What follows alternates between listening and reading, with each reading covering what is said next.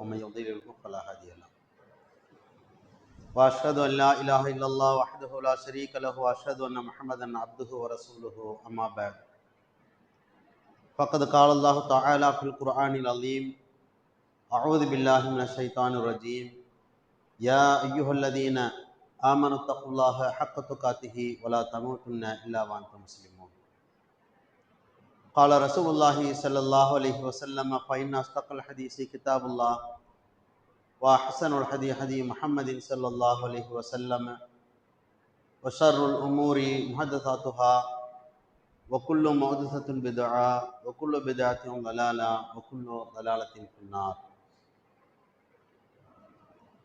கண்ணியத்திற்கும் பெருமதிப்பிற்கும் உரிய எல்லாம் வல்ல அல்லாஹ் ஜல்லஷானு தஆலாவின் நல்லடியார்களே, தாய்மார்களே, சகோதர சகோதரிகளே, அல்லாஹ்வுடைய பெரும் கிருபையால் ஜுமாவுடைய தினத்தில் அல்லாஹுவால் விதியாக்கப்பட்ட கடமையை நிறைவேற்றுவதற்காக நாம் அனைவரும் இங்கே ஒன்று கொள்ளிருக்கிறோம். அல்லாஹுவின் சாந்தியும் சமாதானமும் நம் உயிரினும் மேலான நபிகள் நாயகம் ஸல்லல்லாஹு அலைஹி வஸல்லம் அவர்களின் மீதும் அவர்களின் குடும்பத்தார்கள், அன்பு தோழர்களான சஹாபா பெருமக்கள், நல்லோர்கள் மற்றும் நம் அனைவர்களின் மீதும் நிலவட்டுமாக. ஷைத்தானுடைய அடிச்சுவடுகளை பின்பற்றி நடக்காமல் அல்லாஹுக்கும் அல்லாஹ்வுடைய தூதருக்கும் கட்டுப்பட்டு நடக்க வேண்டுமென உபதேசத்தை எனக்கும் உங்களுக்கும் கூறியவனாக எனது ஜுமா உரையினை ஆரம்பம் செய்கிறேன். அன்பானவர்களே, இஸ்லாமிய மார்க்கத்தை அதன் தூய்மையான வடிவத்தில் அறிந்து அதன் அடிப்படையில் செயல்பட வேண்டும் என்ற பேரார்வத்தோடு நாம் நமது செயல்பாடுகளை அமைத்து வருகிறோம்.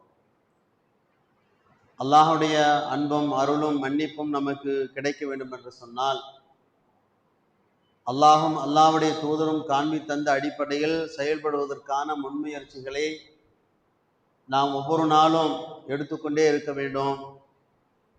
அது சம்பந்தமான விழிப்புணர்வை நம்முடைய குடும்பத்தினர்களுக்கு சொல்லிக் கொண்டிருக்க வேண்டும்.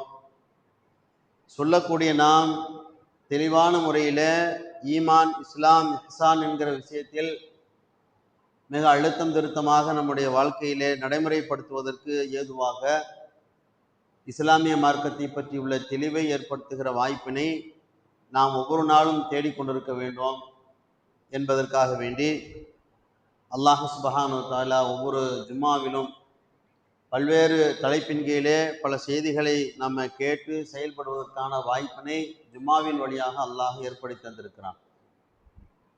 இந்த வாய்ப்பை நாம் முழுமையாக பயன்படுத்தி அடுத்தடுத்த நாட்களிலே நமது செயல்பாடுகள் எப்படி இருக்க வேண்டும் என்ற தீர்மானத்தோடு அல்லாஹ்வுடைய உதவியோடு நல்ல செயல்களை செய்வதற்கான வழி பிறக்க வேண்டும். அதற்கான வாய்ப்பை நாம் தேட வேண்டும். அல்லாஹ் நமக்கு உதவி செய்ய வேண்டும் என்கிற எண்ணத்தோடு நாம் நமது செயல்பாடுகளை அமைத்துக் கொள்ள வேண்டும் என்கிற அந்த விஷயத்தை புரிய வைப்பதற்காக வேண்டி இன்றைய ஜும்மாவிலே உள்ளம் சார்ந்த மனம் என்ன நமக்கு எண்ணுகிறதோ, எண்ணுகிற அடிப்படையில் செயல்படுகிற செயல்பாட்டினுடைய விளைவுகள், உள்ளத்தை அல்லாஹ் ரப்புல் ஆலமீன் எப்படி தன்னுடைய இரு விரல்களுக்கு மத்தியில் வைத்திருக்கிறான், அது எப்படியெல்லாம் ஆட்டி வைக்க இருக்கிறான், அந்த விஷயத்திலே நாம் நமது தீர்மானம், சிந்தனை ஓட்டம், முடிவு செய்தல் எப்படி இருக்க வேண்டும், எப்படி இருந்து கொண்டிருக்கிறது, இஸ்லாம் இதற்கான தீர்வு என்ன சொல்லி இருக்கிறது என்பதும், நல்லது கெட்டதை தீர்மானிக்கக்கூடிய அந்த உரிமையை அல்லாஹ் நமக்கு வழங்கியிருக்கிறான். அந்த உரிமையை வழங்கி இருக்கக்கூடிய ரப்புல் ஆலமீன் நமக்கு வழங்கப்பட்டிருக்கிற அறிவு குறித்து அல்லாஹ் மறுமையிலே விசாரிக்க இருக்கிறான். நீங்கள் நன்மை தீமைகளை மிக சரியான முறையிலே சிந்தித்து செயல்படுவதற்கான வாய்ப்பு உலகத்திலே தரப்பட்டிருக்கிறது. அதனால் மனம் சார்ந்த உள்ளத்திலே அல்லாஹ் நம்மை கண்காணித்து கொண்டிருக்கிறான் என்கிற எண்ணத்தோடு அந்த எண்ணமற்றவர்களாக வாழ்கிற வாழ்க்கையிலே ஏற்படுகிற பின்னடைவுகள் குறித்தும், இஹ்லாஸோடு உளத்தூய்மையோடு நாம் செயல்பட வேண்டும் என்பது குறித்தும் மிக சுருக்கமான முறையிலே குறுகிய நேரத்திலே அது சம்பந்தமான சில விவர குறிப்புகளை உங்களுடைய கவனத்துக்கு நான் தருகிறேன். அல்லாஹ் சுப்ஹானஹு வ தஆலா குர்ஆனிலே ஒவ்வொரு செயலையும் அல்லாஹ் கண்காணித்து கொண்டிருக்கிறான். மனிதனுடைய வாழ்க்கையிலே வாழ்வு மரணம் என்பது மனிதனுக்கு வழங்கப்பட்டிருக்கிறது. எதற்காக என்று சொன்னால், ஹலக்கல் மௌத்தவல் ஹயாத்தலி எபுலுவக்கும் ஐயுக்கும் அஹ்சனு அமலா, உங்களில் யார் நல்லறம் செய்கிறீர்கள் என்று சோதித்து அறிவதற்காக வாழ்வையும் மரணத்தையும் அல்லாஹ் ஏற்படுத்தி வைத்திருக்கிறான் என்று குர்ஆனிலே அல்லாஹ் சுப்ஹானஹு வ தஆலா சொல்லித் தருகிறான். நமக்கு இந்த உலக வாழ்க்கை வழங்கப்பட்டிருப்பதே தீய செயல்களுக்கு மத்தியிலே நல்ல செயல்களை தேர்ந்தெடுப்பது, நல்ல செயல்களின் வழியாக இறைவனுடைய திருப்தியை பெற்றுக்கொள்வது என்கிற இலக்கோடு தான் நமது பயணம் இருக்க வேண்டும் என்பது குறித்து அந்த வசனத்தில் அல்லாஹ் ரப்பல் ஆலமீன் நமக்கு சொல்லித் தருகிறான். ஒரு செயலை நாம் செய்ய வேண்டும், செய்வதற்கு முன்னால் அந்த செயலுடைய விளைவுகள், அதனுடைய வினைகள் எப்படி இருக்கும் என்று நாம் தீர்மானித்து தான் அந்த செயலுக்கான அந்த எண்ணத்திற்கு ஏற்றவாறு நாம் செயல்பட வேண்டும். ஒரு செயல் நம்ம செயல்படுவதற்கு முன்னால் நம்முடைய உள்ளத்தில அது பற்றி தீர்மானிக்கிறோம். இதை செய்யலாமா செய்யக்கூடாதா என்று தீர்மானித்தின் அடிப்படையில் தான் செயலாக்கமே உருவாகிறது. ஒரு பொருளை தயாரிக்கிறோம் என்று சொன்னால் இந்த பொருளுடைய தன்மை இப்படி இருக்கணும், அப்பதான் பயனளிக்கும் என்றெல்லாம் அது பற்றியுள்ள அனைத்து விவரங்களையும் தெரிந்து கொண்டு அதற்கு பிறகு அதை செயல் வடிவம் தந்து அதற்கு அந்த பொருளை பற்றியுள்ள புரிதலை மக்களுக்கு ஏற்படுத்த வேண்டும் என்கிற அடிப்படையிலும் ஒரு பொருளை நாம் தயாரிக்கிறோம். எந்த சிந்தனையும் இல்லாமல், முன்னேற்பாடு இல்லாமல் யாரும் எந்த பொருளையும் தயாரிக்க மாட்டார்கள். அது மாதிரி ஒவ்வொரு செயலும் அந்த செயலுக்கு முன்னால் அது பற்றி உள்ள ஒரு சிந்தனை ஓட்டம் நம்மிடத்தில் ஏற்பட்டிருக்கும். உள்ளம் சார்ந்த, மனம் சார்ந்த ஒரு விஷயத்துல இதை நாம் செய்யலாமா கூடாதா என்றெல்லாம் தீர்மானித்ததற்கு பிறகுதான் செயலே உருவாகிறது என்ற கருத்தில் ரசூலுல்லாஹி ஸல்லல்லாஹு அலைஹி வஸல்லம் அவர்கள் நமக்கு ஒரு செய்தியை சொன்னார்கள். இன்னமல் அஅமாலு பின்னியாத், செயல்கள் யாவும் எண்ணங்களை பொறுத்தே அமைகின்றன என்று ரசூலுல்லாஹ் சொன்னார்கள். இப்ப எந்த ஒரு செயலை எடுத்துக்கொண்டாலும் அதற்கு முன்னால் நம்முடைய எண்ணம், நாம் சிந்தித்திருக்கிறோம், நம்முடைய உள்ளத்தில் அதை பற்றி அசை போட்டிருக்கிறோம், அது ஒரு தீர்மானத்துக்கு கொண்டு வந்திருக்கிறோம், கொண்டு வந்து செயல்படுவதுதான் இந்த செயலுடைய முடிவு. எதை பற்றியும் சிந்திக்காமல் ஒரு செயலை செய்தால் அவர்களை பைத்தியக்காரர்கள் என்று நாம் சொல்லிவிடுவோம். எந்த செயலையாவது தாறுமாறாக அறிவுக்கு புறம்பாக ஒரு செயலை செய்தால் புத்தி சுவாதனம் இல்லாமல் அவர் செய்கிறார் அப்படின்னு என்று எடுத்துக்கொள்வோம்.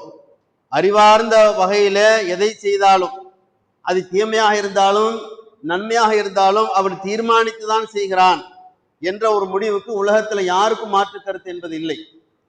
அப்ப ரசூலுல்லாஹி ஸல்லல்லாஹு அலைஹி வஸல்லம் அவர்கள் சொல்லும் பொழுது செயல்களுக்கு முன்னால் எண்ணம் இருக்கிறது. ஒருவர் ஹிஜ்ரத்துக்கு போகிறார் என்று சொன்னால், நாடு துறந்து அல்லாஹ்வுடைய பாதையிலே செல்கிறார் என்று சொன்னால் அதுல ஒரு 2 நோக்கம் இருக்கும். ஒன்று அல்லாஹ்வுடைய திருப்தியை பெறுவதற்காக வேண்டி நாடு துறந்து போவது, இன்னொன்று உள்ளூரிலே கிடைக்காத வசதி வாய்ப்புகள் வெளியூரிலே பெற்றுக்கொள்வது. இந்த 2 நோக்கங்களில் உன்னது நோக்கம் என்ன என்பதை அல்லாஹ் அறிவான். அந்த நோக்கத்தின் அடிப்படையில் தான் வெளியூர் சென்று அவருடைய செயலாக்கம் இருக்கும் என்ற கருத்தில் ரசூல் ஸல்லல்லாஹு அலைஹி வஸல்லம் அவர்கள் சொன்னார்கள். அப்படி நாம் ஒவ்வொரு விஷயத்தையும் எடுத்துக்கொள்ளலாம். அது தொழுகை, நோன்பு, ஜக்காத்து, ஹஜ்ஜு, இன்ன பிற அமல்கள் எதுவாக இருந்தாலும் அதை செய்வதற்கு முன்னால் அது பற்றி உள்ள ஒரு புரிதல் நம்மிடத்தில் இருந்திருக்கும். அதை யாராவது சொல்லி நம்ம கேள்விப்பட்டிருப்போம், நாமே சிந்தித்திருப்போம். அதற்கு பிறகுதான் ஹஜ்ஜுடைய கிரிகைகளுக்கு நாம் வருவோம், தொழுகைக்கு வருவோம், நோன்புக்கு வருவோம், ஜக்காத்துக்கு வருவோம். இன்னவர நல்லறங்களை செய்வதற்கு முன்னால் அதை நாம் சிந்தித்துதான், முடிவு செய்துதான் அந்த காரியத்தில் ஈடுபடுகிறோம் என்ற கருத்தில் ரசூலுல்லாஹி ஸல்லல்லாஹு அலைஹி வஸல்லம் அவர்கள் நமக்கு சொன்னார்கள். நன்மையான விஷயத்துக்கு மட்டுமில்ல, தீமைக்கும் அப்படித்தான். ஒருவன் திருடுகிறான், பொய் பேசுகிறான், விபச்சாரம் புரிகிறான், ஏமாற்றுகிறான், அளவு நிறுவையில் மோசடி செய்கிறான், கொலை செய்கிறான், வட்டி வாங்கி உண்ணுகிறான், பெற்றோர்களை நோவினை செய்கிறான், மற்றவர்களுக்கு தொல்லை கொடுக்கிறான், தனக்குத்தானே தீங்கிழைத்துக் கொள்கிற செயலை செய்கிறான் என்று சொன்னால் அது அவனாக அவனுடைய அறிவு வேலை செய்யாமல் அவன் தீர்மானிக்காமல் செய்கிறான் என்று சொன்னால் அப்படி அல்ல. மது அருந்துகிற ஒரு இடத்துல இது நன்மையா தீமையான்னு கேட்டா தீமைதாங்கன்னு சொல்லுவான். பீடி உடிக்கக்கூடிய ஒரு இடத்தில் இது நல்லதா கெட்டதான்னு கேட்டா கெட்டதாங்கன்னு செய்கிறேன் அப்படின்னு சொல்லுவார்கள். சூதாடக்கூடிய, விபச்சாரம் செய்யக்கூடிய ஒரு இடத்தில் இது நல்லதா கெட்டதா என்று கேட்டால் கெட்டதுதான், ஆனா நான் செய்கிறேன் என்று சொல்வார்கள். இப்ப யாருக்கும் எதுவும் தெரியாமல் இல்லை, அவர்கள் தெரிந்து இது தீமைதான் நான் திருட போகிறேன், திருடுவேன் என்பது தப்பு தான், குற்றம் தான், ஆனாலும் திருடுவேன் என்று சொல்லி முடிவு செய்ததனுடைய விளைவுதான் திருட்டு அரங்கேறுகிறது, மது குடிக்கக்கூடிய செயல் வருகிறது, விபச்சாரம் என்கிற அந்த தீய பழக்கம் அவனிடத்தில் குடிகொள்வதற்கு அவன் தீர்மானித்திருக்கிறான். பெற்றோர்களை துன்பப்படுத்தி துயரப்படுத்தி வெளியில அனுப்பி அவர்களை தொல்லை கொடுக்க வேண்டும் என்று தீர்மானித்ததன் அடிப்படையில் தான் பெற்றோர்களை நோவினை செய்கிறான். இப்படி நம்ம எல்லா விஷயத்தையும் எடுத்துக்கொள்ளலாம். செயல்கள் யாவும் எண்ணங்களை பொறுத்தே தீர்மானிக்கப்படுகின்றன என்று ரசூலுல்லாஹி ஸல்லல்லாஹு அலைஹி வஸல்லம் அவர்கள் சொன்னதை நாம் இந்த நேரத்தில் உள்ளத்தில் ஆழமாக பதிய வைத்துக் கொண்டு அடுத்தடுத்து வருகிற அந்த செய்தியை கூர்ந்து கவனித்தால் உள்ளம் சார்ந்த மனம் சார்ந்த விஷயத்தில் அல்லாஹ் நம்மிடத்தில் என்ன எதிர்பார்க்கிறான் என்ற புரிதல் நமக்கு ஏற்பட்டுவிடும். அப்ப இந்த விஷயம் ரசூல் ஸல்லல்லாஹு அலைஹி வஸல்லம் சொன்ன செய்தியை மனசுல வைங்க. அதுக்கு அடுத்தது மனம் சார்ந்த பிரச்சனைகள் மனிதனுக்கு என்னெல்லாம் இருக்குது அப்படின்னு கேட்டா, மனப்பிரழ்ச்சி, மனதால் நோகடிக்கப்படுகிற செயல்கள், மனக்கவலை, மனத்தாங்கல், அதே போல மனதால் ஏற்படுகிற சந்தோஷங்கள், உள்ளத்தில் ஏற்படுகிற மகிழ்ச்சி, அதே போல மனம் சார்ந்த பிரச்சனைகள், மனம் சார்ந்த சந்தோஷங்கள், மனதால் எடுக்கப்படுகிற முடிவுகள், கவலைகள், தைரியம், ஆக்கப்பூர்வமான செயல்கள், இப்படி நீங்க எதை எடுத்துக்கொண்டாலும் எல்லாமே மனம் சார்ந்த பிரச்சனைகள் தான். மனதிலிருந்து உள்ளத்திலிருந்து உதிக்கக்கூடிய ஒன்றுதான். அந்த உள்ளம் என்பது எங்க? இதயமா என்று சொன்னால் இதயம் அல்ல. பேச்சுவாக்கில் இதயம், உள்ளம், மனசு அப்படி சொல்லிக் கொள்கிறோம். ஆனால் அத்துணையும் அறிவு சார்ந்தது என்கிற விஷயத்தை இஸ்லாம் மிக தெளிவாக சொல்கிறது. நாம ஒன்றை முடிவு செய்வது நாம உள்ளத்துல மனசுல இதயத்தில் நினைக்கிறது அல்ல. இதயத்தில் நினைக்கிற மாதிரி நமக்கு தெரியுமே தவிர அது ஏற்கனவே திட்டமிட்டு மூளைக்கு வேலை கொடுத்து இது செய்யலாமா கூடாது என்று தீர்மானிக்கிறோமே, தீர்மானிக்கக்கூடிய அறிவுதான் குர்ஆனிலே உள்ளம் என்று சொல்லப்படும், மனம் என்று சொல்லப்படும். சிந்திக்க மாட்டீர்கள் என்று எல்லாம் கேட்பான். இதெல்லாம் நாம் கவனத்தில் வைத்துக் கொண்டு உள்ளம் சார்ந்த மனம் சார்ந்த பல்வேறு பிரச்சனைகளுக்கு இஸ்லாம் சொல்லக்கூடிய தீர்வை நாம் எடுத்துக்கொண்டு செயல்படுகிற போது நல்லவர்களாக வாழ்ந்து மரணிக்கக்கூடிய பாக்கியம் என்பது நமக்கு கிடைக்கும். ரமலானுடைய காலத்துல இறையச்சத்திற்காக பயிற்சி எடுக்கணும் என்று நிறைய பயான் செய்திருப்பார்கள். ஏன் இறையச்சத்திற்காக பயிற்சி எடுக்கணும் என்று சொன்னால், ஒரு மனிதன் இறையச்சத்தோடு வாழ்கிற போதுதான் தீமைகளிலிருந்து விலக முடியும். தீமையிலிருந்து விலகி நல்லறங்களை செய்து இறைவனுடைய அருள் பெற முடியும் என்பதற்காக வேண்டி ஒரு மாத காலம் எடுத்துக்கொண்ட அந்த பயிற்சியை நடைமுறைப்படுத்துகிற போது மனம் சார்ந்த உள்ளம் சார்ந்த பல்வேறு பிரச்சனைகளுக்கு நம்மிடத்தை எதிர்கொள்ள வேண்டிய சூழல் ஏற்படும். அதை எப்படி எதிர்கொண்டு ஜெயிக்க வேண்டும் என்கிற விஷயத்தை ரசூல் ஸல்லல்லாஹு அலைஹி வஸல்லம் அவர்கள் ஒவ்வொரு சந்தர்ப்பத்திலும் சஹாபாக்களுக்கு எடுத்துரைத்திருக்கிறார்கள். நாம பள்ளிவாசலுடைய தொடர்புகள்லாம் இப்ப கம்மியா இருக்கும். ரமலானுக்கு பிந்தி ரமலான் இருக்கிற மாதிரியான ஒரு தொடர்புகள் நம்மளுக்கு இருக்காது. அப்ப நம்ம திட்டமிட்டு செய்யக்கூடியவர்களும் இருப்போம், வேலையின் காரணமாக பல்வேறு இடங்களுக்கு செல்லக்கூடியவர்களாக இருப்போம். பல இடங்களுக்கு செல்லணும், சம்பாதிக்கணும், பல்வேறு நபர்களை நம்ம சந்திக்க வேண்டி இருக்கிறது. இது மாதிரியான சந்தர்ப்பத்தில் இறையச்சத்தை தக்க வைத்துக் கொள்கிற வழிமுறை என்ன என்று சொன்னால், அவரவர் சார்ந்த பிரச்சனைக்கு தீர்வு காண வேண்டுமே, சூழல்கள் தனக்கானதாக சாதகமாக்கி கொள்ளணுமே. அந்த சாதகமாக்கி கொள்ளக்கூடிய இரண்டு விஷயங்கள் இருக்கிறது. ஒன்று தீமை, இன்னொன்று நன்மை. தீமை மனுஷனுக்கு எனக்கு ஒரு அனுகூலம் வரணும்னு சொன்னா, மற்றவர்கள் எக்கேடு கெட்டு போனா எனக்கு பிரச்சனை இல்லை. நான் செய்யக்கூடிய வியாபாரத்தை நான் ஒரு பொய் பேசினால் எனக்கு ஒரு 10,000 லாபம் வருதுன்னு சொன்னா என்னுடைய லாபம் தான் எனக்கு முக்கியம் என்று நான் தீர்மானிக்கக்கூடிய தீர்மானம் என்பது தீமை. யாருக்கும் எந்த பாதகத்தை ஏற்படுத்த மாட்டேன். வரக்கூடிய வருவாய் 1 ரூபாயா இருந்தாலும் அந்த வருவாயில் என் இறைவன் எனக்கு பரக்கத்து செய்வான், அருள் புரிவான் என்று நம்பிக்கையோடு செயல்பது நன்மை. இந்த இரண்டில் நீங்கள் எதை தேர்வு செய்கிறீர்கள் என்கிற அந்த நடைமுறை, அந்த பரீட்சை இயல்பான வாழ்க்கைக்கு வருகிற போதுதான் நமக்கு கிடைக்கும். பள்ளிவாசல் 1 மாசம் இருக்கிற போது எல்லா விதமான பாடமும் படிப்பினையும் கிடைத்து விடுமா? இப்படியெல்லாம் நீங்க இருக்கணும் என்பதற்காக வேண்டி நோன்பு வைத்திருக்கிறோம். நமக்கு சொல்லப்பட்டிருக்கிறது, புரிதல் ஏற்பட வேண்டும் என்று முயற்சி நாம் செய்து கொண்டிருக்கிறோம். பிராக்டிக்கலாக நடைமுறை நிலைமையில வருகிற போது, வெளி மக்கள்கிட்ட சந்திக்கிற போது, பல்வேறு தீமைகளில் நாம் ஈடுபடுகிற சூழல் நமக்கு அமைகிற போது, சூழல்கள் நமக்கானதாக ஆக்கிக் கொள்கிற ஒரு நிலையை மனிதன் எப்படி எடுத்துக்கொள்கிறான் அப்படிங்கிற ஒரு கேள்வி வருகிற போது, சூழல் இறைவனுடைய அருளை பெறுவதற்காக நான் எடுத்துக்கொள்வேன். இதான் ஈமான் இஸ்லாத்தை பற்றி புரியக்கூடிய ஒரு மிக முக்கியமான தத்துவம். அல்லாஹ்வுடைய தூதருடைய காலத்துல நிறைய தீமைகள் செய்யக்கூடிய வாய்ப்பு சஹாபாக்களுக்கு கிடைத்தாலும் அதையெல்லாம் தவிடுபடி ஆக்கிவிட்டு நன்மையின்பால் முன்னேறுகிற அந்த முன்னேற்றத்திற்குத்தான் சஹாபாக்கள் முன்னேறி போனார்கள் அப்படிங்கிற செய்தி நம்ம ஹதீஸின் வாயிலாக அறிகிறோமே. குர்ஆனில் அல்லாஹ் சொல்லுகிற போது நன்மைக்கு நீங்கள் விரையுங்கள், அது வானம் பூமி பரப்பளவு கொண்டிருக்கிற அந்த அது விஸ்தீர்ணமானது என்று அல்லாஹ் ரப்பல் ஆலமீன் நன்மை பற்றி அல்லாஹ் நமக்கு சொல்லித் தருகிறான். அந்த நன்மைக்காக விரையக்கூடிய நாம் நன்மை தீமை என்று இரண்டு விஷயங்கள் இருக்கிறது. நாம நமக்கான சாதகத்தை எப்படி எடுத்துக்கொள்ள போகிறோம் என்கிற அந்த பிராக்டிக்கலாக வருகிற போது நமது செயலை அல்லாஹ் ரப்பல் ஆலமீன் உற்று நோக்கி கொண்டிருக்கிறான் என்பதை அடிப்படையாக நாம் புரிந்து கொள்ள வேண்டும். எந்த ஒரு செயலை எடுத்துக்கொள்ளுங்களேன், அந்த செயலுக்கு முன்னால் நான் ஏற்கனவே சொன்னது போல எண்ணத்தின் அடிப்படையெல்லாம் உதயமாகிறது. இந்த எண்ணத்தை அல்லாஹ் ரப்பல் ஆலமீன் அறிவானா அறிய மாட்டானா? ஒவ்வொன்றையும் அல்லாஹ் அறிந்து கொண்டிருக்கிறான். குல் இன் துஃபூஹு மா ஃபீ சுதூரிக்கும் அவ் துப்துஹு யஅலமுல்லாஹ். உங்களுடைய உள்ளத்தில நீங்கள் என்ன நினைக்கிறீர்களோ அதையும், எதை நீங்கள் வெளிப்படுத்துகிறீர்களோ அதையும் அல்லாஹ் அறிவான் என்று அல்லாஹ் ரப்பல் ஆலமீன் குர்ஆனிலே சொல்லித் தருகிறான். நம்ம எல்லாம் வெளிப்படுத்தினா தான் அல்லாஹ்வுக்கு தெரியும், அப்படி அல்ல. உள்ளத்தில் நீங்கள் என்ன நினைக்கிறீர்களோ அதை அல்லாஹ் அறியக்கூடியவனாக இருக்கிறான் என்று ஒரு வசனத்தை அல்லாஹ் சொல்லித் தருகிறான். இன்னொரு வசனத்துல மனிதனை படைத்து மனிதனுடைய மனம் என்ன எண்ணுகிறது என்பதை நாம் அறிவோம். இரண்டு வசனங்களை இரண்டு மாதிரி அல்லாஹ் சொல்லித் தருகிறான். மனிதனை படைத்திருப்பது அல்லாஹ், படைத்திருக்கிற ரப்பல் ஆலமீன் மனிதனுடைய உள்ளத்தில் என்ன எண்ணிக்கொண்டிருக்கிறான் என்பதை அல்லாஹ் அறியக்கூடியவனாக இருக்கிறான் என்று சொல்லி அல்லாஹ் தனது குர்ஆனிலே இந்த செய்தி அல்லாஹ் நமக்கு, இந்த வசனத்தை அல்லாஹ் நமக்கு சொல்லித் தருகிறான். அடிப்படையாக இந்த வசனத்தை நாம் புரிந்து கொண்டு நமக்கு நம்முடைய சிந்தனை, நம்முடைய எண்ண ஓட்டம் இதெல்லாம் அல்லாஹ் ஒவ்வொன்றாக கண்காணித்துக் கொண்டிருக்கிறானே என்ற எண்ணம் யாருடைய உள்ளத்தில் அழுத்தமாக இருக்கிறதோ, ஆழமாக பதிந்திருக்கிறதோ, அவர்கள் ஒரு தீமையை செய்வதற்கு முதல்ல கூச்சப்படுவர், வெட்கப்படுவார்கள். என் இறைவன் கண்காணித்துக் கொண்டிருக்கிறான், என்னுடைய உடம்பை அல்ல, என்னுடைய பொருளாதாரத்தை அல்ல, என்னுடைய தோற்றத்தை அல்ல, என்னுடைய செயலை கண்காணிக்கிறான், என்னுடைய உள்ளத்தை எல்லாம் பார்த்து கொண்டிருக்கிறான் என்று ஒரு மனிதன் தீர்க்கமான முடிவின் அடிப்படையில் பயந்தவர்களாக, இறைவனை அஞ்சியவர்களாக வாழ்க்கை ஓட்டுகிற அந்த ஓட்டத்தில் தான் அல்லாஹ்வுடைய அருள் கிடைப்பதற்கான வாய்ப்பு இருக்கிறது என்கிற எண்ணத்தை நாங்கள் பதிவைத்துக் கொள்ள வேண்டும் என்று அல்லாஹ் ரப்பல் ஆலமீன் குர்ஆனிலே மனிதனை படைத்து அவனை அப்படியே விட்டுறல. எப்படி வேணா நீங்க என்னவா பேசிட்டு போயிருங்க என்று விடவில்லை.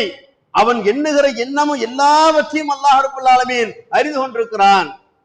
இந்த வசனத்தை ஆண்கள், பெண்கள், பெற்றோர்கள், பிள்ளைகள், சமுதாயத்துக்கு கூடிய பெரியவர்கள், தலைவர்கள், இயக்கம் நடத்தக்கூடியவர்கள், யாரா இருந்தாலும் வியாபாரிகள், கல்வி கற்றுக் கொடுக்கக்கூடிய ஆசான்கள், யாரா இருந்தாலும் உள்ளத்தில் இந்த ஒரு விஷயத்தை ஆழமா பதிந்தது என்று சொன்னால் பெருமளவுக்கு தீமையான பேச்சுக்கள், தீமையான செயல்கள், வஞ்சக போக்கான போக்குகள் இதெல்லாம் தவிர்க்கப்படும் என்கிற கருத்து இந்த வசனத்தில் ஆழமாக அல்லாஹ் நமக்கு சொல்லித் தருகிறான்.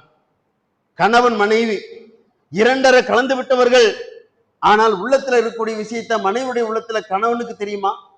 என் மனைவி என்னை பற்றி என்ன நினைத்துக் கொண்டிருக்கிறாள் தெரியாது, என் கணவன் என்னை பற்றி என்ன நினைத்துக் கொண்டிருக்கிறார் மனைவிக்கு தெரியாது. சண்டை சச்சரவு வருகிற போது இந்த ஆளை விட்டு நமக்கு போனா பரவாயில்லை என்று மனைவி நினைப்பால், கணவனுக்கு தெரியுமா? இந்த சனி நம்மளை விட்டு போனா பரவாயில்லைன்னு சொல்லி கணவன் மனைவி நினைப்பால் தெரியுமா? ஆனால் இதையெல்லாம் நினைக்கக்கூடிய நினைப்பை, மனதில் உதித்த அந்த விஷயங்களை அல்லாஹ் அறிந்து கொண்டிருக்கிறான். இது எதெல்லாம் எதை நினைக்கணும், எதை கூடாது அப்படிங்கிற ஒரு தீர்மானத்தை நம்ம எப்ப எடுக்க வேண்டிய நிலை வரும்? என் இறைவன் கண்காணித்துக் கொண்டிருக்கிறான் என்ற நிலை வருகிற போது, புரிதல் ஏற்படுகிற போது, தப்பான எண்ணங்கள் மனதில் உதித்தாலும் கூட அல்லாஹ்விடத்தில் மன்னிப்பு தேடி மீண்டு வருகிற பாக்கியம் அல்லாஹ்வை நினைவு கூறுகிற போது நமக்கு ஏற்படுகிறது. அல்லாஹ் உங்களை கண்காணித்துக் கொண்டிருக்கிறான். இந்த அளவுக்கு இஸ்லாம் சொல்லித் தருகிறது. வேற எந்த மதத்திலும் வேற எந்த சித்தாந்தத்திலும் இறைவனை பற்றியுள்ள அரும்பெரும் ஆற்றலை பற்றி இவ்வளவு அழுத்தமாக சொல்லல. நீங்க அல்லாஹ்வுடைய ஆற்றலை, அதிகாரத்தை, வல்லமையை நீங்கள் சின்னதாக மதிப்பிடாதீர்கள். நீங்க பேசினா தான் அல்லாஹ்வுக்கு தெரியும் நினைக்காதீங்க. உங்களை படைத்த ரப்புல் ஆலமீனுக்கு உங்களுடைய எண்ணம் என்ன உதிக்கிறது, என்ன யோசிக்கிறீர்கள் என்று அல்லாஹ் அறிந்து வைத்திருக்கிறான். மனிதனுடைய பிடரின் நரம்பை விட நாம் அருகாமையில் இருக்கிறோம் என்று குர்ஆனில் அல்லாஹ் சொல்லித் தருகிறான். மண்மகிட்டு தான் இருக்கு பிடரின் நரம்பு, அதை விட அருகாமையில் இருக்கிறோம் அப்படின்னு சொன்னா எல்லாவற்றையும் அல்லாஹ் அறிந்து கொண்டிருக்கிறான். அப்ப வஞ்சகத்தனமான பேச்சுக்கள் உருவாவது, திட்டமிடுவது, மோசடி செய்வது, ஒரு ரகசியமான பிளான் பண்றது, இதெல்லாம் அல்லாஹ்வுக்கு தெரியாமல இருக்கும்? நிச்சயமாக தெரியும். என் இறைவன் மூன்றாவது ஒரு நபர் கண்காணித்தால் நம்ம தேவையான விஷயங்களை பேசணும், தேவையில்லாம பேச மாட்டோம். ரெண்டு பேர் பேசிக் கொண்டிருக்கிறது மூணாவது நபரை பற்றி பேசுகிற போது சம்பந்தப்பட்டவர் வந்து விட்டார்கள் சொன்னா வாய் மூடி விடுகிறார்கள். ஏன்? மூணாவது நபருடைய மனசு கோணிரும், சண்டை சச்சரவு வந்துரும். அப்படி புரிந்து கொள்கிறோம் இல்லையா? இது மாதிரி அல்லாஹ் ரப்பல் ஆலமீன் மூன்றாவதாக நம்ம ரெண்டு பேர் இருக்கிறோம்னு சொன்னா ரெண்டு பேருக்கு மத்தியில பிரச்சனைகள் ஏற்படுகிறது. ரெண்டு பேர்த்துல ஒருவனுக்கு ஒருவன் அநியாயம் செய்வதற்கு முற்படுகிறான் அப்படின்னு சொன்னா மூன்றாவதாக அல்லாஹ் அதை கண்காணித்துக் கொண்டிருக்கிறான் என்ற எண்ணம் உங்களிடத்தில் வருகிற போது நீங்கள் ஜெயிப்பீர்கள், வெற்றியடைவீர்கள் என்ற கருத்து அல்லாஹ் ரப்பல் ஆலமீன் குர்ஆனிலே பல்வேறு வசனங்களிலே அல்லாஹ்வை பற்றியுள்ள புரிதல் உங்களுக்கு ஏற்பட வேண்டும். அப்ப நம்ம நன்மையை நோக்கி பயணப்படுவோம் என்கிற கருத்து அல்லாஹ் ரப்பல் ஆலமீன் இது மாதிரி இன்னும் பல வசனங்களை சொல்லி தருகிறான். இது பொதுவா நம்ம தெரிந்து கொள்ள வேண்டிய விஷயம். மனம் சார்ந்த விஷயத்துல சில பேர் எடுக்கக்கூடிய முடிவுகள் எல்லாம் இஸ்லாத்துக்கு மாற்றமான ஒரு முடிவை எடுத்து தனக்கு அனுகூலமாக ஆக்கிக் கொள்வதை இஸ்லாம் அறியாதவர்கள் யார் தன்னை ஏமாற்றுகிறார்கள் அவர்களை உயர்ந்த நிலைக்கு உயர்த்தி பார்க்கக்கூடிய நிலையெல்லாம் சமுதாயத்திலே பரவலாக பல மக்களிடத்தில் இருக்கிறது. ஈமான் இஸ்லாத்தை விளங்காதவர்கள், மார்க்கம் அறியாதவர்களை பொறுத்த வரைக்கும் அந்த மதத்தினுடைய கடவுளை பெயரை சொல்லி அந்த மதத்தினுடைய குருமார்கள் அந்த மக்களை ஏமாற்றுவதெல்லாம் எப்படி? என் மனம் இதை சொல்லுகிறது, நான் கனவு கண்டேன், என் மனம் தீர்மானித்ததை உங்களுடைய வாழ்க்கையில நான் சொல்லுகிறேன், என் உள்ளம் இதை சொல்லுகிறது என்று சொல்லும் பொழுது அதை கேள்விப்படுகிறவர்கள் ஆமா சரியாத்தான் சொல்றாரு, ஜோதிடர் கரெக்டா கணிக்கிறாரு அப்படிலாம் சொல்லி அவருக்கு அடிமையாகக்கூடிய பல மக்களை பார்க்கிறோமா இல்லையா? அது மாதிரி இஸ்லாத்துல ஒரு சின்ன அளவுக்காக அந்த நம்பிக்கை இருக்குதான்னு சொன்னா அத்தனையும் தகர்த்திடுகிறது. யாருக்கும் எந்த ஆற்றலையும் அல்லாஹ் தரல. அவர்கள் சிந்தித்து செயல்பட வேண்டும் என்பதை தவிர மறைவான விஷயம் தெரியுமா? மனக்கண்ணால் ஏதாவது புரிந்து கொள்கிற ஆற்றல் இருக்கிறதா? வஹி என்கிற இறை செய்தியை தவிர, நபிமார்களுக்கு தவிர வேறு யாருக்கும் மறைவான விஷயங்கள் கொடுக்கப்படவில்லை, வானவர்களுக்கு கூட கொடுக்கப்படவில்லை என்பதுதான் இஸ்லாத்துடைய அடிப்படை. இந்த அடிப்படைக்கு மாற்றமாக ஒருவர் நான் இதை செய்தேன், என் மனம் சொன்னது, என் மனம் தூண்டியது, நான் கனவு கண்டேன், நல்லோரை பார்த்தேன், அப்படி இப்படி என்று சொல்லி ஏதாவது ஒன்றை சொல்லுகிற போது அந்த செயல் உண்மையா என்று சொன்னால் அல்லாஹ் திட்டவட்டமாக மறுக்கிறான். அதை அல்லாஹ் ரப்பல் ஆலமீன் மூசா அலைஹிஸ்ஸலாத்துடைய வரலாறிலே, மூசா அலைஹிஸ்ஸலாத்துடைய அந்த காலத்திலே சாமிரி என்று சொல்லக்கூடிய ஒருவன் இருந்தார். மூசா அலைஹிஸ்ஸலாம் அவர்கள் தௌராத் வேதத்தை பெறுவதற்காக வேண்டி கொஞ்ச நாள் வெளியே போயிட்டாங்க தூர்மலைக்கு. ஆனா அந்த நேரத்தில் சாமிரி என்று சொல்லக்கூடியவன் கடவுளை தேடுவதற்கு காட்டுவதற்கு எங்கோ சென்று விட்டார். மூசா, நான் உங்களுக்கு காட்டுகிறேன் என்று சொல்லி அந்த மக்களிடத்தில் இருக்கக்கூடிய நகைகளை எல்லாம் வாங்கி உருக்கி ஒரு மாட்டினுடைய உருவத்தை கொடுத்து இறை தூதருடைய காலடி மண்ணை எடுத்து அந்த சிலையின் மீது தூவி ஊதி எரிந்து விட்டு அதிலிருந்து வருகிற சத்தத்தை மக்களுக்கு சொல்லி இதோ கடவுள் இங்கே இருக்கிறார், மூசா எங்கேயோ போயிட்டாரு அப்படின்னு சொல்லி ஈமான் இஸ்லாத்திற்கு உள்ள வந்த நன்மக்களை எல்லாம் சிலைகளை, அதாவது மாட்டு சிலைகளை வணங்கக்கூடிய அளவுக்கு அந்த மக்களை திருப்பி விட்டார் என்று சொல்லி அல்லாஹ் குர்ஆன்ல சொல்லி தருகிறான். மூசா அலைஹிஸ்ஸலாம் அவர்கள் வந்து பார்க்கிறார்கள், மாட்டை வணங்கிட்டு இருக்கிறாங்க மக்கள்லாம். இதுக்கு தான் இவ்வளவு கஷ்டப்பட்டோமா? அப்பதான் கேட்கிறாங்க, சாமிரியே உன்னுடைய நிலை என்ன? நீ தான் இப்படி பண்ணியிருக்கிற, ஏன் இப்படி செஞ்ச, எதுக்காக இப்படி பண்ணின என்று சொல்லும் பொழுது என் மனம் அப்படி சொன்னது, ஒற்ற வரியோட நிறுத்திட்டான். என் மனம் அப்படி சொன்னது, நான் அதை செய்தேன். அது எப்படி செய்வ? நகைகளை வாங்கணும் உருக்கணும்னு சொல்லிச்சு, நான் செய்தேன். உங்களுடைய மூசா நபியுடைய காலடி மண்ணை எடுத்து அதன் மீது எரிய வேண்டும் என்று என் மனம் சொன்னது, செய்தேன். சப்தம் வந்தது, அவ்வளவுதான். அதை எப்பவுமே சாமிரிக்கு செய்ய முடியுமா?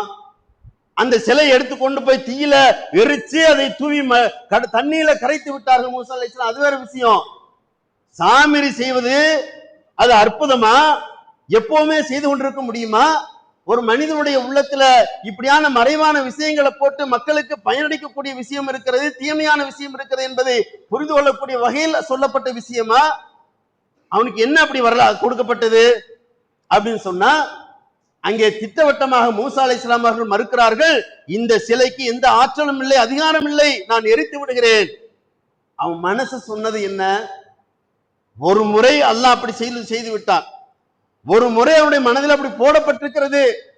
இவனால் அடுத்து வருகிற உலகம் அழிகிற வரைக்கும் மாட்டை சிலையை வணங்குவது பெரும் குற்றம் என்பதை உலக மக்கள் அறிய வேண்டும் என்று சொன்னால் ஒருவருக்கு அது பற்றி உள்ள எண்ணம் போட வேண்டும், அதை அவன் செய்ய வேண்டும், மக்கள் திருந்த வேண்டும், அந்த நபி கண்டிக்க வேண்டும் என்பதற்காக செய்யப்பட்ட ஒரு செயலை பின்னால் வரக்கூடியவர்கள் சாமிரி போல நானும் செய்வேன் என்று ஒருவர் சொல்வார் என்று சொன்னால் சாமிரியும் மற்றவர்களும் ஒன்றுதான். சூஃபிமார்களை எடுத்துக்கொள்ளுங்க. சூஃபிமார்கள் என்பவர்கள் சூஃபிசத்தை போதிக்கக்கூடியவர்கள், அத்வைத கொள்கையை சொல்லக்கூடியவர்கள்.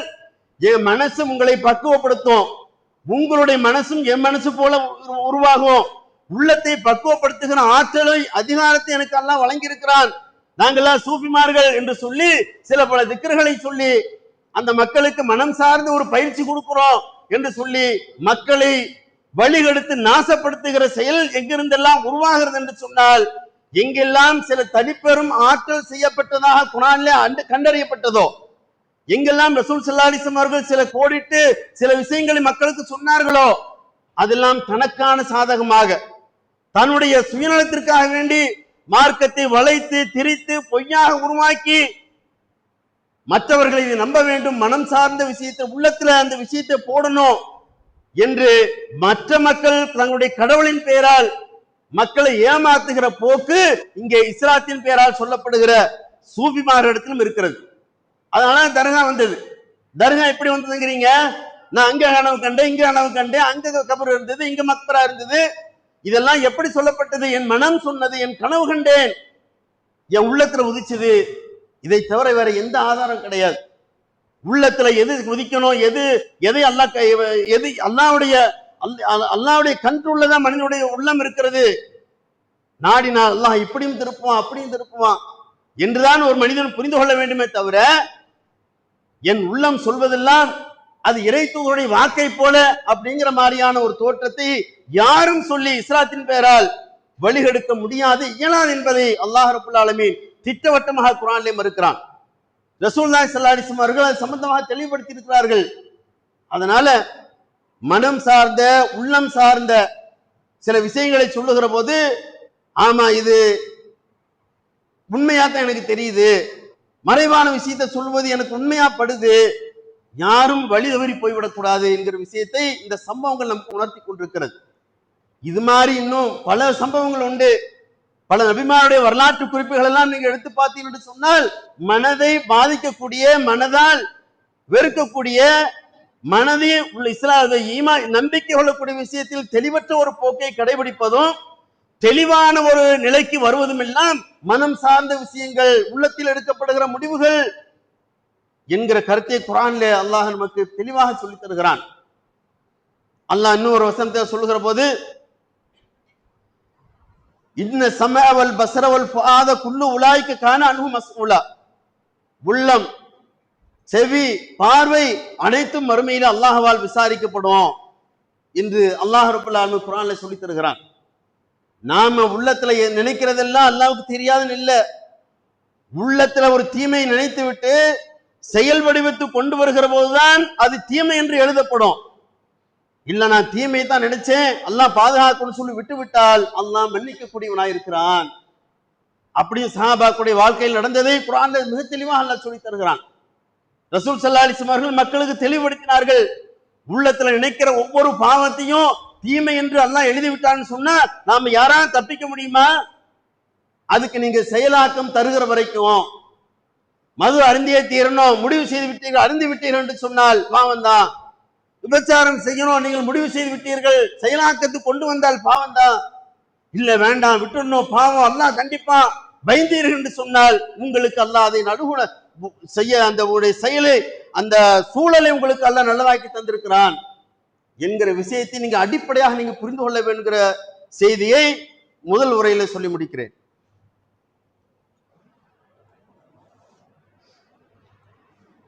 அன்பான சகோதரர்களே, குர்ஆனிலே யூசுப் அலைஹிஸ்ஸலாத்துடைய வரலாறு நீண்ட நெடிய வரலாறு. அதுல ஒரு செய்தியை உங்களுக்கு ஞாபகப்படுத்துகிறேன். யூசுப் அலைஹிஸ்ஸலாம் அவங்க அந்த அரசவையில அந்த புறத்துல சந்தோஷமான வாழ்க்கை வாழ்கிற போது அந்த மன்னருடைய மனைவி யூசுப் நபியை தகாத முறைக்கு, தகாத செயலுக்கு, வெட்கக்கேடை ஊக்குவிக்கக்கூடிய வகை செயலை செய்வதற்கு அவங்க அணுகுறாங்க. அப்போ யூசுப் அலைஹிஸ்ஸலாம் அவர்கள் தட்டி விட்டுட்டு அவங்க வெளியில வர்றாங்க. விபச்சாரத்துக்கு எல்லாம் செய்யக்கூடாது, பெரும்பாவம் அப்படின்ட்டு அங்கிருந்து வந்து விடுகிறார்கள். அது பற்றி ஒரு விரிவான விளக்கம், விரிவான சம்பவம் அது குர்ஆன்ல அல்லாஹ் சொல்கிறான். அதிலிருந்து மீண்டு வந்த யூசுப் அலைஹிஸ்ஸலாம் அவர்கள் சொன்னார்கள், இன்னன் நப்சன் அம்மாரத்தும் பிசூஇ வமா உமர்ரிஉன் பிநப்சின், அதாவது என்னுடைய உள்ளம் தூய்மையானது என்று நான் வாதிடவில்லை. உள்ளம் என்பது தீமைத்தான் தூண்டும். யார் அந்த தீமையிலிருந்து விலக முடியணும்னு சொன்னா அல்லாஹ்வுடைய அருள் இருந்தால் மட்டுமே என்று யூசுப் அலைஹிஸ்ஸலாம் அவர்கள் அவங்க சொன்னதாக அல்லாஹ் குர்ஆன்ல நமக்கு சொல்லி தருகிறான். ஒரு பாவத்தை செய்வதற்கு ஒரு சூழல் ஏற்பட்டு விட்டது. அங்கிருந்து அவர்கள் தப்பித்தார்கள். அது எதனால் என்று சொன்னால், என் உள்ளமும் தீமையை தூண்டியது, என் இறைவன் என்னை பாதுகாத்தான். அப்ப பாதுகாப்பதற்கு முந்தைய அவர் என்ன தீர்மானித்திருக்க வேண்டும்? இது தப்பான செயல் என்று நினைத்திருக்க வேண்டும். நினைப்பின் அடிப்படையில் முடிவு செய்திருக்க வேண்டும். அந்த முடிவுக்கு அல்லாஹ் ரப்பல் ஆலமீன் உதவி செய்திருக்கிறான் என்கிற கருத்தை அல்லாஹ் குர்ஆனிலே சொல்லித் தருகிறான். மனுஷனுக்கு ஒவ்வொருத்தருக்கும் ஒரு பாவத்தை செய்யறதுக்கான சூழல் ஏற்படும். ஏமாத்துறதுக்கு சூழல், பொய் பேசுவதற்கான சூழல், வஞ்சிப்பதற்கான ஒரு சூழல், விபச்சாரம் செய்வதற்கான சூழல், மது அருந்துவதற்கான சூழல், ஒவ்வொருத்தருக்கும் ஒரு மாதிரியான சூழல் ஏற்படும். அந்தந்த நேரங்களில் அல்லாஹ் என்னுடைய உள்ளத்தை பார்க்கிறான், என் செயலை பார்க்கிறான். இப்படி நீங்கள் உங்களை தயார்படுத்திக் கொள்ளுங்கள் என்ற கருத்தில் குர்ஆனிலும் ஹதீஸிலும் சொல்லப்பட்டிருக்கிறது. லா யன்துரு இலா சுவரிக்கும் அம்வாலிக்கும், அல்லாஹ் உங்களுடைய பொருளாதாரத்தையோ செல்வத்தையோ உடல் தோற்றத்தையோ பார்ப்பதில்லை. வலாக்கின் யன்துரு இலா குலூபிக்கும் வஅமாலிக்கும், உங்களுடைய உள்ளத்தையும் செயலையுமே அல்லாஹ் ரப்பல் ஆலமீன் பார்க்கிறான் என்று ரசூலுல்லாஹி ஸல்லல்லாஹு அலைஹி வஸல்லம் அவர்கள் சொன்னார்கள். இதெல்லாம் ஒரு தனி. இன்னொரு விஷயத்தை நேரம் இல்லாதனால மேலோட்டமா அவங்களை சுட்டி காட்டிடுறேன். நம்முடைய செயல்கள் அனைத்தையும் அல்லாஹ் பார்க்கிறான். தொழுகிறோம், அதை பார்க்கிறான். நோன்பு வைத்திருக்கிறோம், அதையும் அல்லாஹ் பார்த்திருக்கிறான். ஜக்காத்தை வழங்கி இருக்கிறோம், தர்மம் செய்திருக்கிறோம், அதையும் அல்லாஹ் பார்த்திருக்கிறான். இந்த பார்த்துதல் என்பது நாம எதை நினைத்து கொடுத்திருக்கிறோம், தொழுதிருக்கிறோம், நல்லதை செய்திருக்கிறோம் என்கிற ஒரு கேள்வி வருமே. மற்றவர்களுடைய பார்வைக்காக வேண்டி நான் வள்ளல் என்று பாராட்ட வேண்டும். செய்தீர்களா? அப்படி நினைத்தீர்களா? நினைத்து செய்தீர்களா? உங்களுக்கு மார்க் இல்ல. ஊர் பெருமைக்காக வேண்டி ஹஜ் செய்தோமா? உங்களுக்கு மார்க் கிடையாது. காலமெல்லாம் தொழுதிருக்கலாம், மக்கள் என்னை தொழுகையாளி முசல்லி என்று சொல்ல வேண்டும் என்று தொழுவீர்கள் என்று சொன்னால் அல்லாஹ் உள்ளத்தை பார்க்கக்கூடியவன். என்னிடத்தில் இஹ்லாஸ் இல்ல, உளப்பூர்வமான செயல் இல்லை என்று சொன்னால் அல்லாஹ் ஏற்றுக்கொள்ள மாட்டான். இப்படி எல்லாம் குர்ஆனிலும் ஹதீஸிலும் சொல்லப்பட்டிருக்கிறது. அப்ப அல்லாஹ் நம்ம என்ன ஒரு தீர்மானத்துக்கு வரணும்னு சொன்னா, என் இறைவன் என்னை கண்காணித்துக் கொண்டிருக்கிறான், என் செயல்கள் யாவும் அல்லாஹ்வுக்குரியவை. என்னுடைய தொழுகை, என்னுடைய நோன்பு, என்னுடைய வாழ்வு, என்னுடைய மரணம், இப்ராஹிம் அலைஹிஸ்ஸலாம் அவர்கள் எப்படி சொன்னார்களோ அந்த மாதிரி நம்முடைய பேச்சும் செயலும், என்னுடைய வாழ்வும், மரணம், தொழுகை, இபாதத்து எல்லாமே இறைவனுக்குரியது. இறைவனுக்காக என்கிற அந்த அந்த பழக்கம், அந்த நம்பிக்கை நம்முடைய உள்ளத்தில செயல்படுகிற போதுதான் நாம் வெற்றி பெற முடியும் என்கிற அந்த செய்தியை சொல்லி, சொன்ன நல்ல விஷயத்தின் அடிப்படையிலே உங்களையும் என்னையும் அல்லாஹ் ஆக்கி அருள் புரிவான் என்று கேட்டு முடித்துக் கொள்கிறேன். வாஹிர் தஅவானா அல்ஹம்துலில்லாஹி ரப்பில் ஆலமீன்.